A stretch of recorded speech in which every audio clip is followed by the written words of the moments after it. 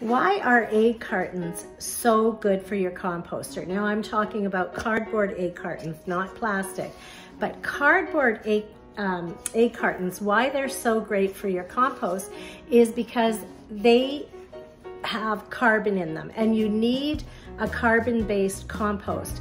Carbon is the thing that provides all living things with nourishment by bonding with the atoms and forming chains such as proteins, fats, and carbohydrates.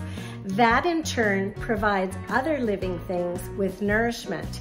So do yourself a huge favor by saving your cardboard egg cartons.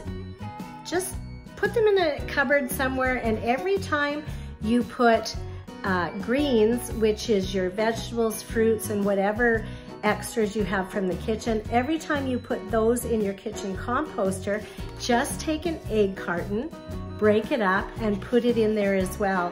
And then you have taken care of the half and half rule, half carbon, half nitrogen. Right?